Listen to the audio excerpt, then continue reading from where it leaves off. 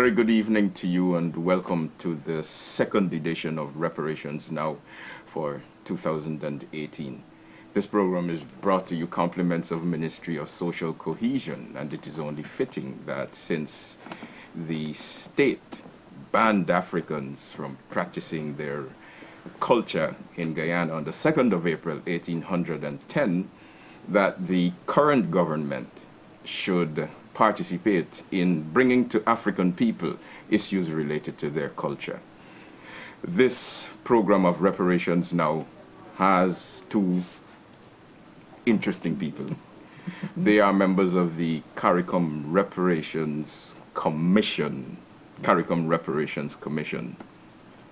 The beautiful lady in the outstanding gele. So you've learned the word gele, headdress, is Professor Verene Shepherd, and she is the director of the Center for Reparations Research at UWI Mona in Jamaica. And the big man was sitting down in the corner there, as he is referred to, is none other than the chairman of the Guyana Reparations Committee and member of the CARICOM Reparations Commission, Brother Eric Phillips. I'm yours truly, Jonathan Adams, Vice Chairman of the Guyana Reparations Committee. And so we go straight into this evening's discussion. Professor Shepherd, every time I see you have on a different gele. How many geles do you wear? Right, so I'm glad you didn't ask me how many geles do I possess, since I would not be able to tell you that. But if we're talking about how many geles I wear in terms of responsibilities, there are many. I'm a wife, I'm a mother, I am a member of the Committee on the Elimination of Racial Discrimination, which is a UN treaty body. I am the director, as you said, of the Center for Reparation Research, and I'm a professor of social history. I'm also co-chair of the Jamaica National Reparation Council and one of the vice chairs of the CARICOM Reparation Commission. So I think that's enough. And so today is International Women's Day. What significance is the portfolios that you hold to women in the Caribbean?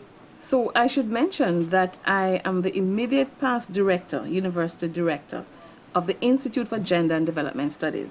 Excellent. And because of that, I've had a long interest in the social history of the Caribbean, which includes the history of women. And of course, we all talk about gender justice, and we want gender justice. So for me, every year on March 8th, we really remember the women whose resistance activities and whose advocacy took the chains off our feet. And we also talk about the women who in the post-colonial period ensured that they kept up the struggle for the vote, for rights and respect, and now for parity and gender justice. So it's a very significant day. So today you gave a stirring presentation at the IPAT Summit, in which you outlined women's participation in the liberation struggles throughout the Caribbean. Can you speak to the Guyanese population about some of those women, some of the contributions that they would have made? Some years ago, I gave a lecture in Guyana on the 1763 Berbice War. And in that lecture, I reminded Guyanese of some of the important women in their history, who really, contributed to the destabilization of the colonial system. And I talked about people like Lucretia, who was on Fort Zeelander plantation, the women who were on other plantations in Demerara and in the Essequibo area. And I wanted, by calling their names, to remind people that our ancestors were not just slaves, quote unquote. They were real people, men and women, but the majority who were in the field were women. And therefore women were in the forefront of the production of the commodities that defined Caribbean slavery. So I reminded the audience today that on this day we pay tribute to those women and call their names, not just in Guyana, but right across the region. Nanny of the Jamaican Maroons, Cecile Fatima of Haiti, Nanny Grigg of Barbados, all these women who fought for our freedom. And then now to say to the audience, in their name and in their honor, we must keep up the fight for reparatory justice.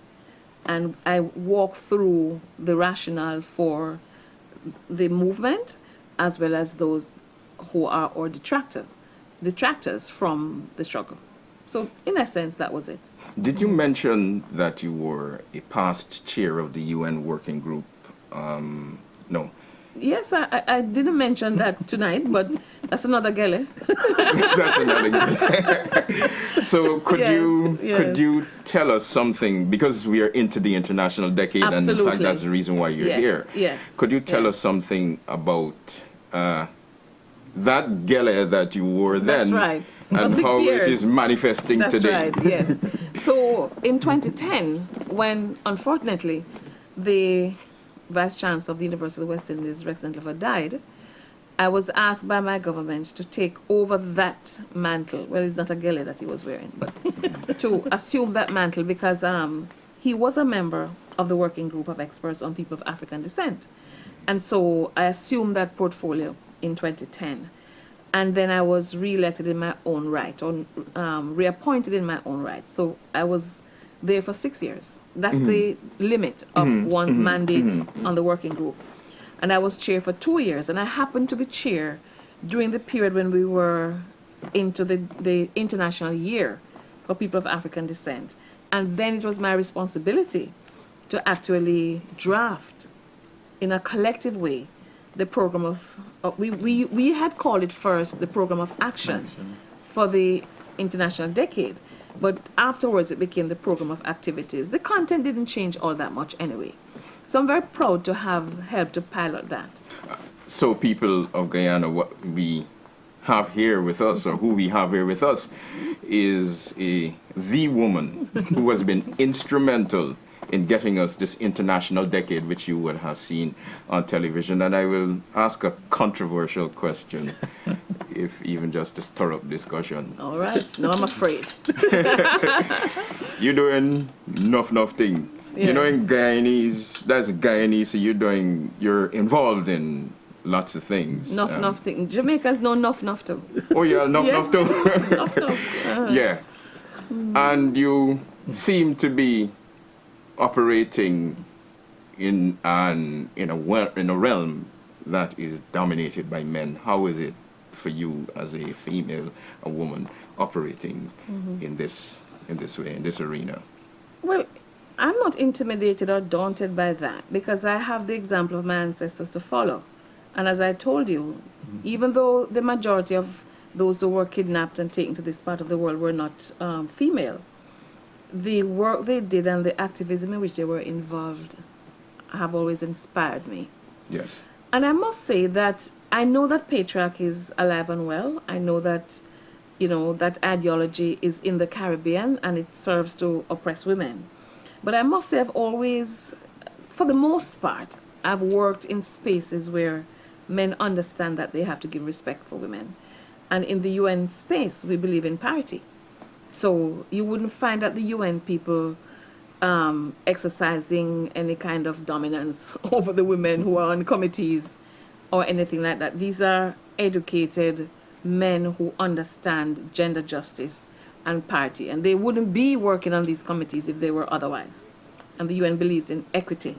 Any advice to women in Guyana? Stand up for your rights. Press for progress. That's the theme for International Women's Day. And don't be afraid to claim your right to be, because we don't have a history where women have played subordinate roles. Now, the colonial ideology has tried to instill that and try to influence men to suppress women. But women have a right to stand up and be counted because they have their history to guide them. I would say a right and a responsibility. Brother Eric.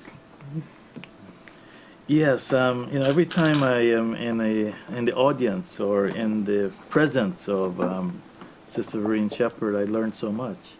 The first time I met her actually was at that conference. I chaired it at Humaniana, Okay, 1763. That's right. And that's how I ended up being chair of the Ghana Reparations Committee Oh, yes. by default. I think Professor Shepherd also is probably not sharing with us her sophistication, even though she has indirectly. If you listen to the theme of the decade, recognition, justice, development, that is really the theme of reparations. Absolutely. And she could tell you there were a lot of fights, Yes, not to yes. use the word reparation, but Yes. she was able to parlay those three words into reparations, and that's what we are also fighting for. You're absolutely right. There is, I mean, if we think about Durban 2001, the anti-racism conference and the opposition to reparation, that has continued. And of course, by countries that, well, that we're approaching for repatriate justice. So they don't really want that to be a part of the dialogue. So in crafting the program of activities, there was a lot of pushback, for example, from the EU countries. But as you say, we managed, to get some consensus around recognition, justice, development. Right. But reparation is framed within the discourse of development. Right. Professor So Shepherd, it's all about that. today at the summit, you quoted from Bob Marley Yes. until Until the whole philosophy. Yes. Yes. Keep going. You're putting me on the spot now. Until At that time, I had a slide with the words until the philosophy, which holds one race Superior and another inferior, is finally and permanently discredited and abandoned. Well, everywhere is. Everywhere is war. And then you said that, well, But we don't want d- physical war. exactly. Let I us don't go want from people there. in Guyana to think I'm here starting an armed revolt. Our ancestors did that already. What we have to do is carry on the ideological war, trying to rid our societies of mental enslavement and white supremacy. And the hierarchizing of classes and races and castes and so on, and genders. We don't want that. We want equality and social justice. And social justice, Yes, justice. That's right. Because if we don't have justice, people are going to continue to be in conflict. And I think that's what Bob Marley was suggesting, Well, Garvey, it's really Garvey's, Garvey talked about mental slavery. Bob Marley picked that up. But also His Imperial Majesty Haile Selassie I spoke about until the philosophy. He gave that speech at the UN, in fact, the League of Nations. And Bob Marley popularized it. So a lot of young people think it's his original words. He put it to music. Speak to us about some of your work in the Center for Reparations Research. Yes. Well, as you know, it's a new center. It's almost a year old. Yeah, for the year. And we are beginning to form alliances with other such centers. Well, there's only one center for reparation research at any university in the world. But there are parallel, centers and institutes for social justice or for justice, for slavery research. So there are similarities. So we're forming a network of researchers. And also we are equipping the center with books and papers, building up our archives. And people have already started to come there to do research.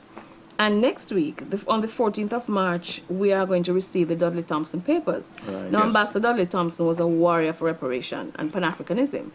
And his papers are full of, because I've looked at them, in order to advise the university whether to take them or not. Right. So we're looking forward to having those papers. So we're attracting people to the center to come and do research. And after we answer this question, we'll go to a short break where we'll look at a video of another great woman warrior. And note what I said. Another great woman warrior. We have many of them. We have many of them. Yes, we have many of them. Look forward to that video. Yes. Look forward to that. I look forward. I would like to ask the question to both of the guests on this program this evening. What came up also at the conference today was history, the teaching of history, Yes. as part of that system of reparatory justice. The teaching of history and the general thrust to change the education that our people are getting. Can you speak to the significance and the importance of that within the context of the Caribbean and reparations? I always say, and I increasingly say, each time I address this issue, that I consider it a crime against our people because our policymakers have not seen it fit to make history a compulsory subject at all levels of our education system. Yes. When I go elsewhere and tell people this, they're amazed because in other countries of the world, they take their history seriously. And when our people go abroad for citizenship exams, they have to study the history of the country, of the second country. Yes. So, but it seems to me as if our policymakers are afraid of the revolutionary potential of history. Because if you look at historians across the Caribbean, you see what their advocacy has been like. Yeah. You know, so, but I think they have to see it differently. They should see it as anchoring our people to a past. Because everybody, every civilization, every ethnic group needs to be anchored to an identity. Our people are drifting here and they don't know who they are because they don't have, and they think their history started with enslavement. It did not. It didn't. You have Ivan van Sertima, he's from this country. Right. He told you they came before Columbus. So our history never started with exploitation. You had Mansa Musa coming from Ghana and coming over here with whole heap of boats and Gold. whatever. So more gold that Guyana has. Brother, so sorry. we really must lobby for this. When I was president of it's another gele. Yes. President of the Association of Caribbean Historians, we were lobbying. And now, through my program Talking History in Jamaica, another gele, I have been lobbying and I've written to every Minister of Education in my own country. And I'm hoping that every other CARICOM country will take up this fight. Right. And if the reparation commissions have to do that, then let's do that. I hope you will tell us about your success in helping to squeeze reparations into the All history. But after... A little subversion. when we come again, Brother Eric, the role of history as head of the Guyana Reparations Committee and being responsible for reviewing the Guyanese history, what are some of the interesting things that you would have It's found? tragic, Jonathan, because we looked at over 600 books when we were writing the Guyana reparations story. And we found things that we never learned before. Our historians never told us how many of us died. The fact that, 3 tribes came here after us.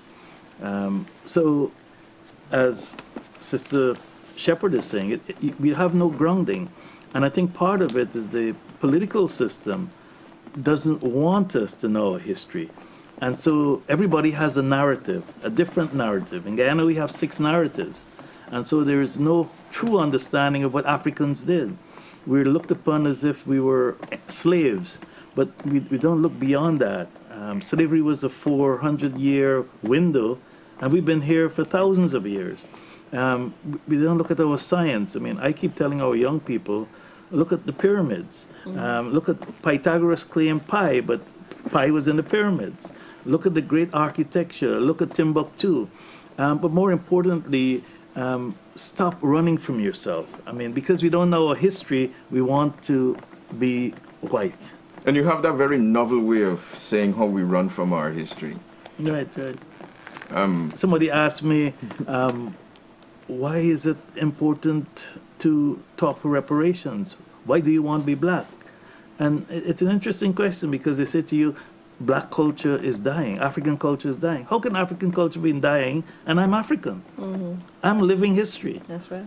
But you have to have a connection to your past. If you don't know your past, you'll never know your future. You'll be like Jello. Yeah. So not to be jello, it's important for you to know your history. So we go straight to another bit of our very interesting history, Ya Asantewa, and that video. And when we come back, we will have the special presentation to Professor Verene Shepherd, presentation of the CARICOM reparations relay baton. What up, African world? It's your boy Home Team here. I'm back at it with another video of African history, culture, and worldview. And today we're going to talk about the War of the Golden Stool.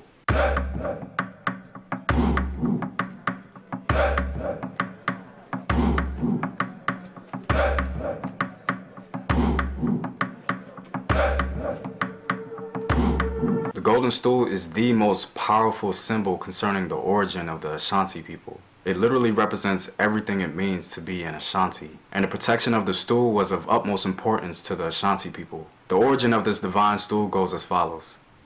The Ashanti Kingdom in Ghana, West Africa, was founded in the 17th century by King Osei Tutu with the help of his feared priest. The myth is told that the Ashanti priest conjured the famous golden stool from the sky and landed it on the lap of King Osei Tutu, the first king of the Ashantis. The priest declared that the soul of the nation resided in the stool and the people must preserve and respect it. Ashantis believe that just as a man could not live when his soul is taken, so too the Ashanti people would disappear from history if ever the golden stool were taken away from them. But before we talk about the War of the Golden Stool, we have to talk about the previous wars between the British Empire and the Ashanti. The Ashanti people by far are the most documented people in all of West African history, and their wars between the British Empire proves why. In total, the Ashanti had 3 wars with the British Empire, the last being the War of the Golden Stool. In the first war, the British assumed control of the Gold Coast of Africa, which was near Ashanti territory. The Ashanti had become the most powerful African group in the region, and conflict with the British was inevitable.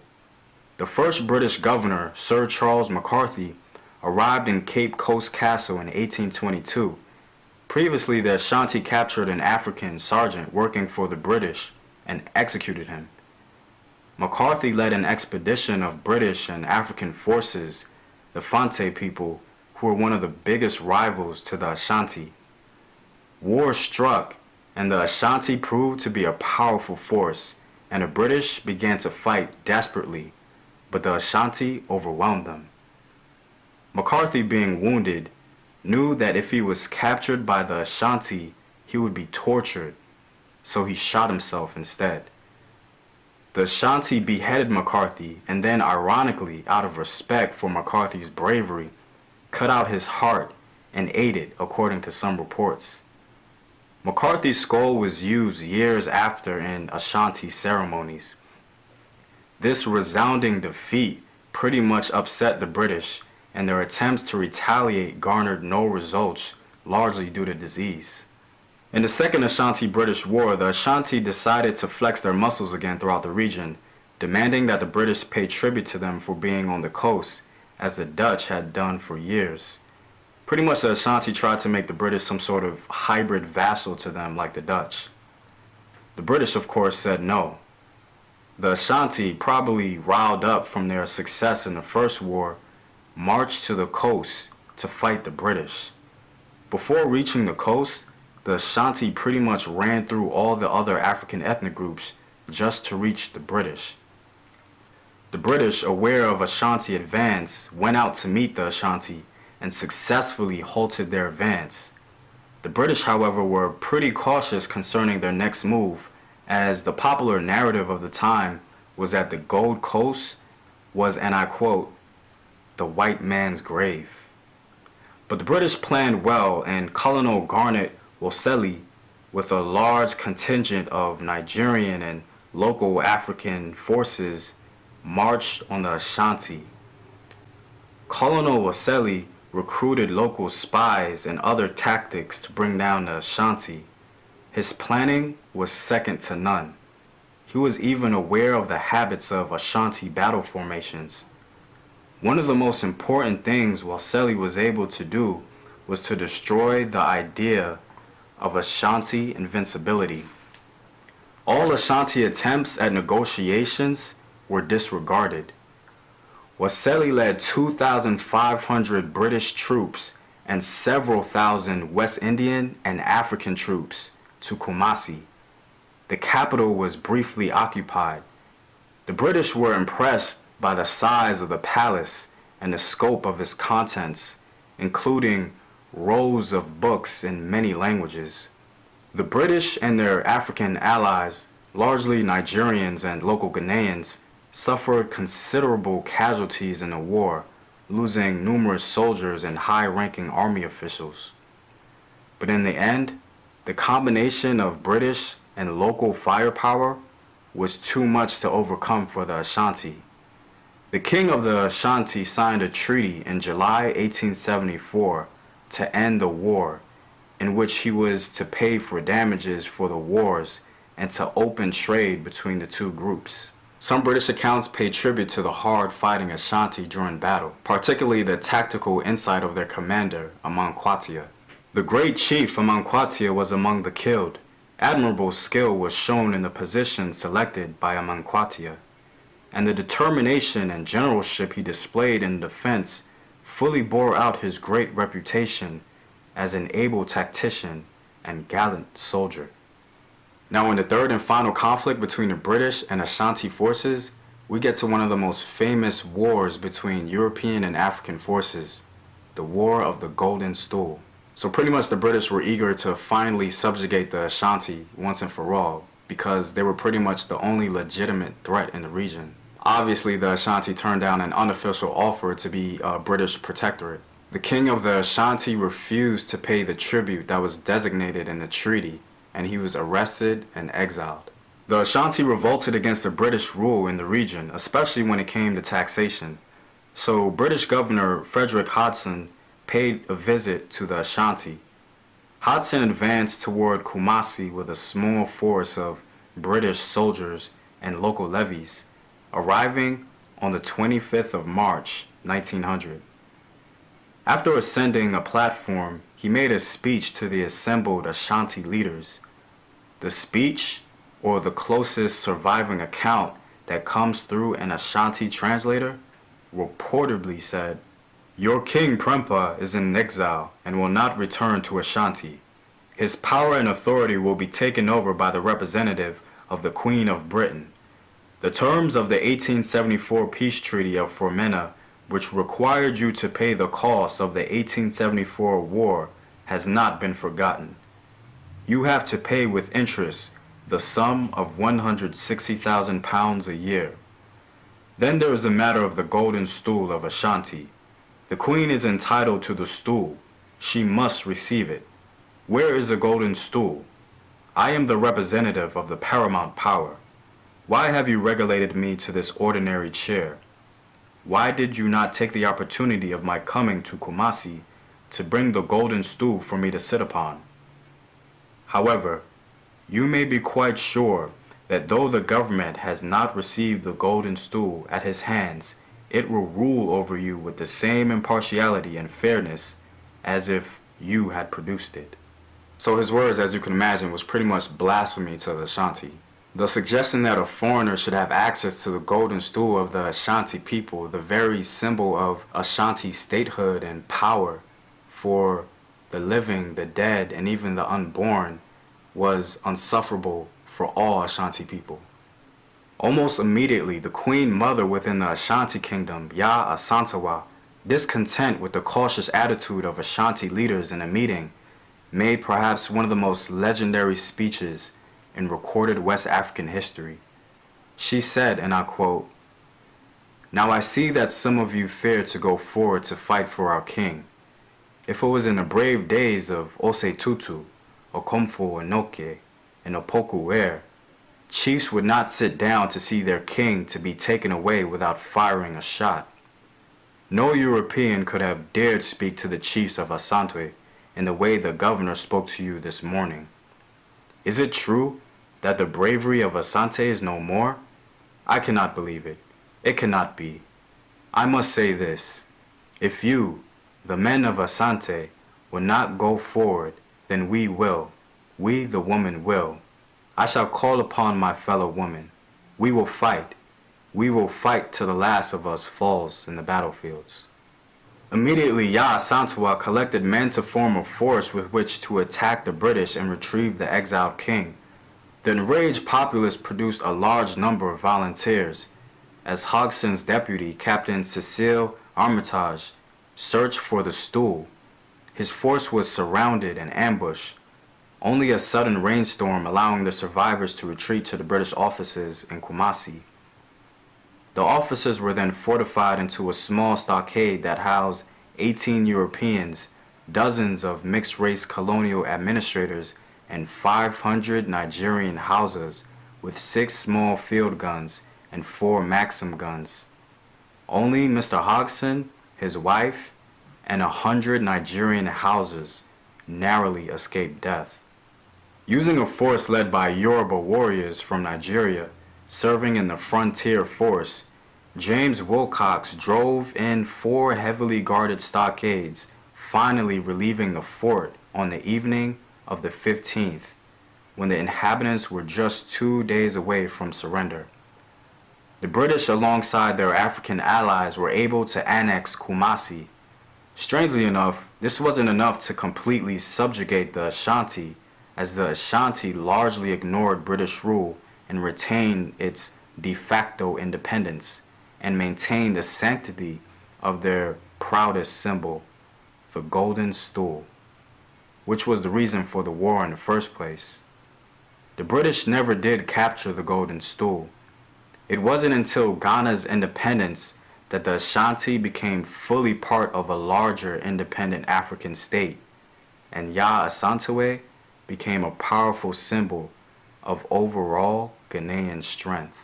It's because of their tremendous resolve that the Ashanti became one of the most popular African ethnic groups in world history. The Ashanti are a powerful symbol of African strength and one of the reasons why many in the African diaspora sport kente cloths. But I'm all out, guys. If you want full access to full-blown African history courses, support the Home Team on Patreon. It's in the description box below. It's your boy, Home Team. Know thyself. Remember your ancestors. Peace.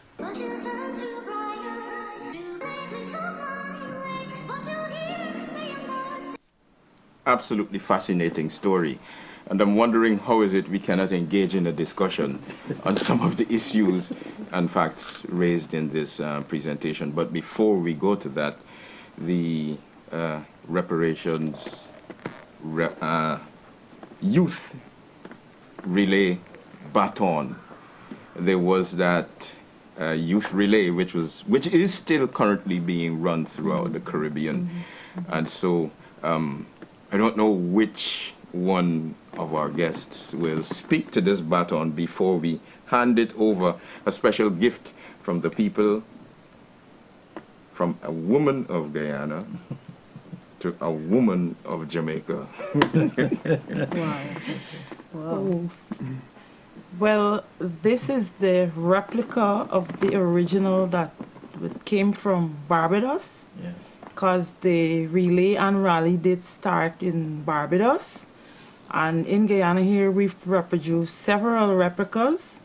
And we have one here tonight to present to Professor Verene Shepherd. So she will take it back to the Caribbean, the Center for Reparations Research in UWI, Mona Campus. The Professor Shepherd. It's made of mahogany. And Wow. from Guyana to Jamaica. Reparations now. Reparations now. Thank you. Thank you very much, my sister. Thank you. And it will be proudly displayed in the center. Thank you. Phillips, if you have given me the golden stool. you know what was outstanding when you stood up, when both of you stood up, I could not help but be subsumed under the geles. Yes. One red and one golden in color. That's right. Jonathan, can Yes. Dr. Shepherd tell us about, she tested her DNA What you Excellent. found out? Yes, Oh, yes. the testing Well, of the DNA. you know, there's a little bit of context to this. This has been going on for a long time. But I think African Americans are more into this than Caribbean people. Right. Because Caribbean people have said, well, we claim Africa and we don't care where in Africa we're from. We are Africans. But I think some of us in the reparation movement have said, since the Europeans are saying, well, how can you prove that you're directly related to the enslaved ancestors? I said, well, okay, well, I'll show you. We have the science now, so there's scientific possibility. So I went to AfricanAncestry.com and I ordered the kit. I did the swabbing, and in 8 weeks, I got my results. So on my mother's side, I'm descended from the Tikar people of Cameroon, which was a surprise to me because the majority of Jamaicans are connected to Ghana and Nigeria. But of course, the whole of the Senegambia region was mined for people to be kidnapped. So very proud, and you know, since I declared and advertised this, so many people have been coming forward to say, I also did my test. I'm also from Cameroon. So more people from, you know, but we know, and the reason I wear the gala is that there was a time when Cameroon was a part of Nigeria. Yeah. So it's okay because the gala is Nigerian. But I think people from Cameroon also, you know, dress in this way. Does it give you a sense of empowerment to find out that? Yeah, absolutely. I really feel nobody can talk to me now, you know. Did Guyanese understand that? Yes. No one can speak to me and tell me I'm not African Yeah. or that I'm not entitled to reparation. Yeah. How did my ancestors from Cameroon come over here? They did not come to Jamaica as tourists, right? So somebody kidnapped them. I brought him. And so I've also researched the sort of ethnic fabric from Cameroon. I'm not wearing it tonight, but if you see photographs of the opening of the center, launch of the Right, center, right. We showed it here, by the way. you see that I was wearing the Cameroon Right. ethnic fabric. And so how does this lead us into the objectives of the CARICOM Reparatory Justice Program? Yes. The 10-point plan? The or- 10-point plan. Right. So the whole context, and by the way, I think every member of the commission should do the test. Yes. I'm Fully declaring, agree. I'm speaking that into being on this program. Now, the CARICOM Reparation Commission is in this struggle for reparatory justice. But while we are claiming financial compensation, because there's nothing wrong with that, because the whole system of slavery was a financial outfit, okay? It was an economic enterprise. It was capitalized. People made profit from the labor of our ancestors, especially the women. So I think it's fitting that you spoke about, or the segment that we saw, the clip, Yes. spoke about Asante War, because it's very similar, you know, to the Morant Bay War in Jamaica, when the men were running away. Running away. And the women said, you better come back. Because if you don't go back in there, we will force you to go back in there if you don't go willingly. So this is a tradition. And the other thing we have to understand is that, by the way, I've been to Kumasi. I've visited the present Asante Hene at his palace. And I've seen the monument to Asante War. So I took a photo with it. Very proud of that. So the movement is about trying as far as possible to calculate what our ancestors were due because they work without wages. What would have been the interest on that? So that's on the one hand. Also, we're claiming back the compensation money that was paid to the planters, whereas our ancestors got nothing. They were just told, go away, go off the plantation, or if you come back to the plantation, you have to work and this is your wage. So of course, this set us back. But at the same time, we're saying the whole Caribbean has been disfigured, underdeveloped, made vulnerable to climate change and the vagaries of of hurricanes and earthquakes, because of the way in which the region was organized for plantation production and agricultural production. Yes. Yes. Forests cleared Yes. without any regard to the environment. So we have put together what is called a 10-point action plan for repatriate justice, and this is a lovely brochure which was produced by the Secretariat of the CRC. And the 10 points, first of all, we begin with full formal apology. The second one is repatriation. The third one, Indigenous Peoples Development Program.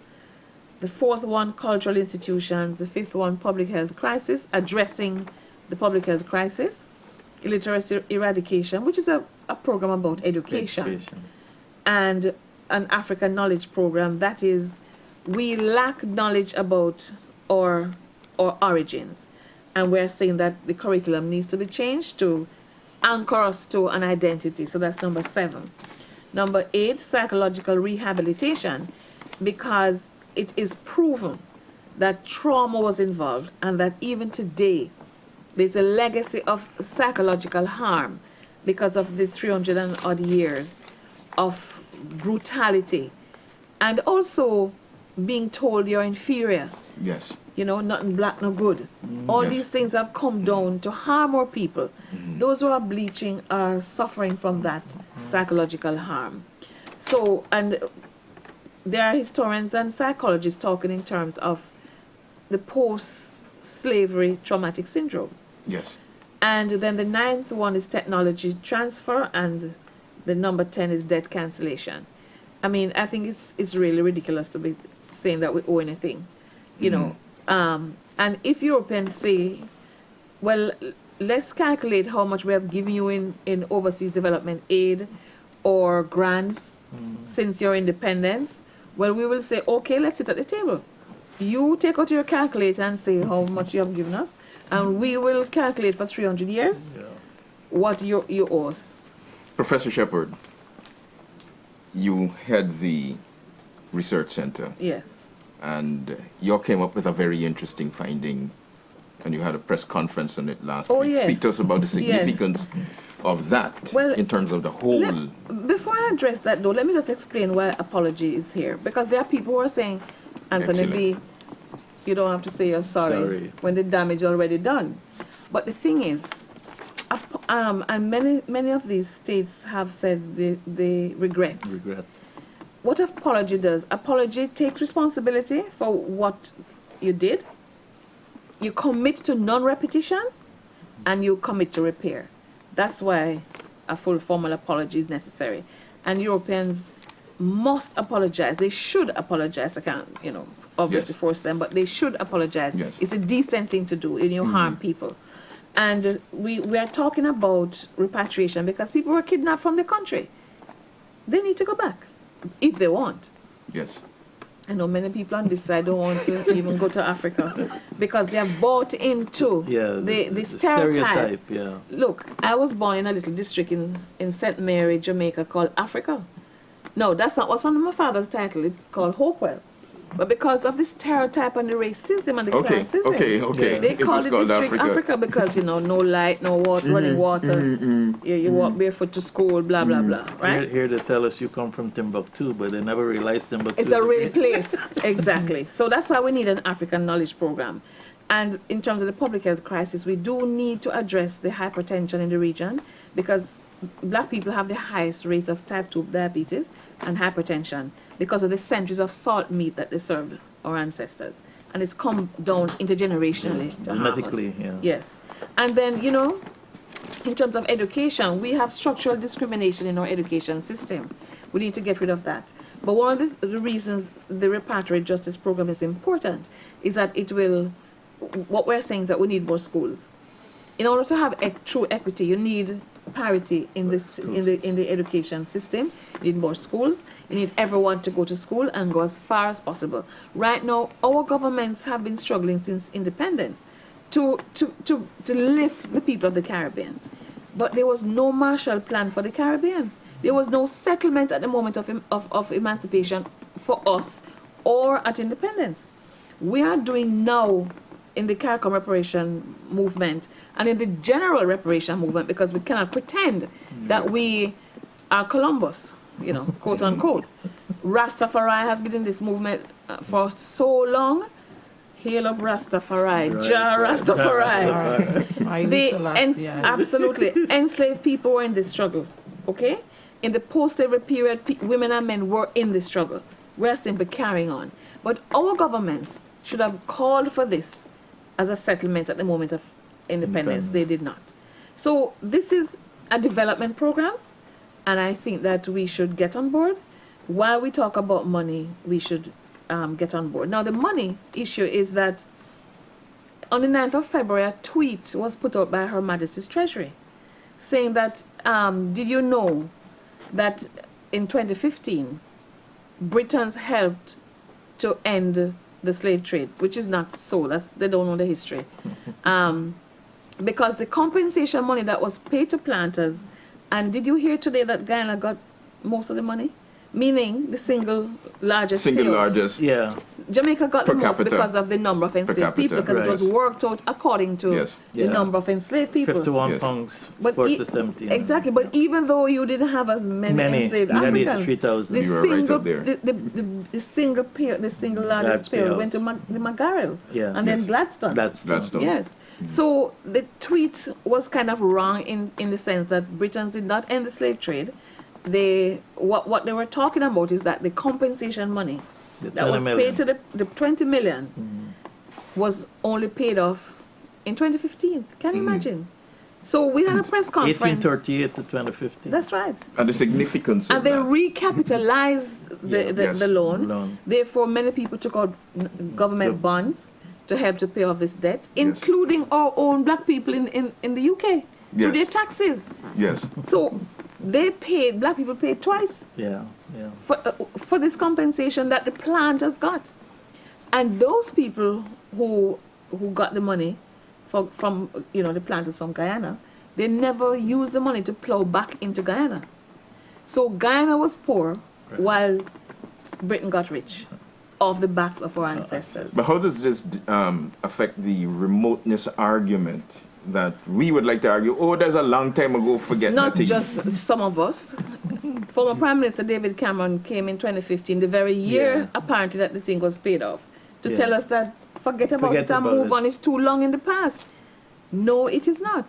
It's current, because Dr. Ahmed Reid, the economic historian, told us today that people today are still benefiting Exactly. from what they earned from the bonds that helped to pay off the loan. Because what happened in 1833 is that they took out a loan, or I think it was 35, took out a loan from the Rothschilds to pay the compensation money. That was 40% of the treasury of the national treasury. National Treasury at the time. At the time. Well, it seems as though the word gele is very important, very popular in this program. You did not tell us of your involvement in getting the world to recognize the International Decade for People of African Ancestry. So, well, talk to me about that. I think I talked about the fact that while I was chair of the working group, yes, I helped to draft that. But when it was launched at the UN, I was very proud that I was there. Yes. And our own Professor Sir Hilary Beckles gave the keynote Yes. in launching the decade. And he put reparation front and center.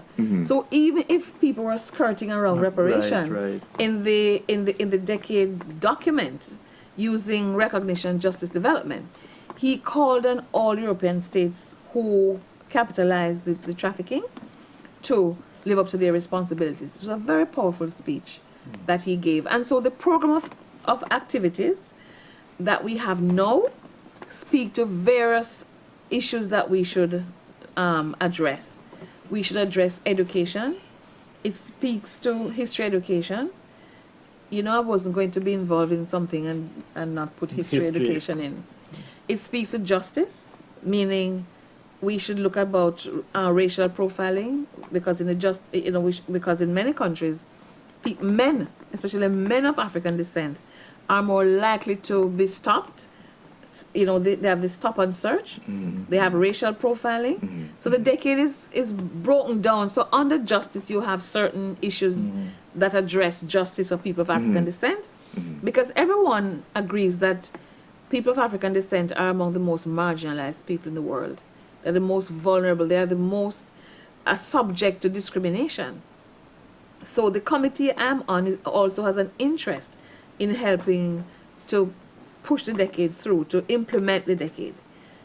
What our governments in the region need to do is to ensure that the program of activities is taken, they take ownership of it, and they implement, because there's a myth in the Caribbean that it doesn't apply to us because, in many of our countries, black people are ruling. But it's a myth. Structural discrimination, our societies are built on discrimination. Well, even in Guyana, we own less than 5% of GDP, even though it might be in power.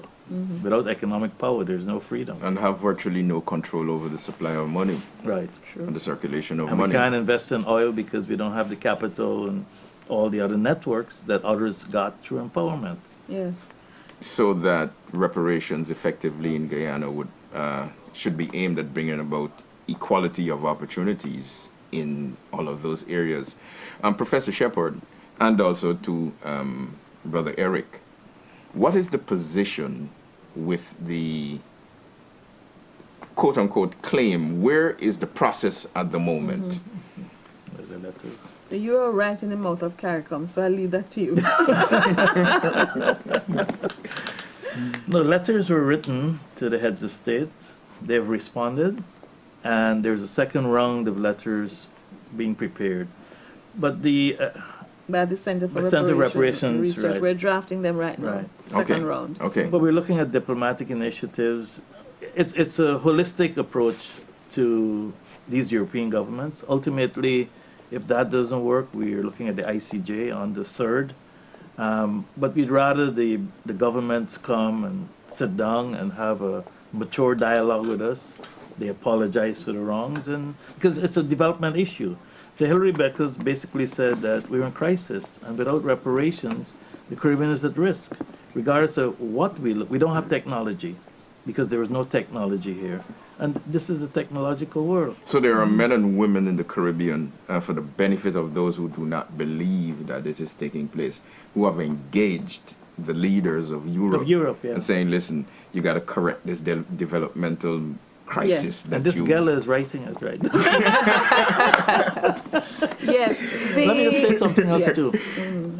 Professor Shepard was instrumental in ensuring and making sure that we had that visit last year from the UN expert group, because our government didn't respond, and she kept writing me and kept writing the UN, and ultimately it happened.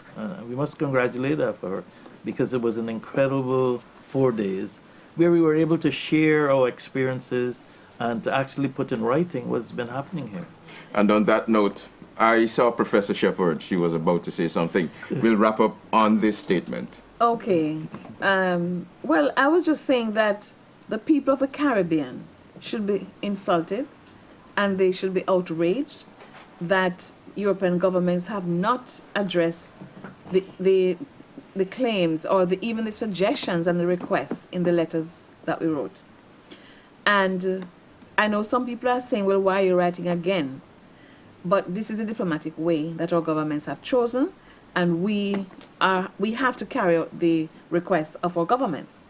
But civil society has to get on board, because the governments have not captured the movement from civil society. Governments have joined civil society. So civil society must step up their activism, continue that, and press the governments to do the right thing. Especially our young people. Yes, yes. Because it is for everybody, because it's a development plan. It is not cash to go and buy bling bling, right? It is going to be something to benefit the entire society, whether you believe in reparation or you don't. So it's better to earn what you're going to get rather than stay aside. Professor Shepard, the big man that is sit down in the corner there, Wazero Gittins, it was an absolute pleasure having you on this program. So until we meet again at the end of, or during next month. First Thursday. The second Thursday The second Thursday in April. of April, we leave you saying it's time for Reparations reparations Reparations now. now. No.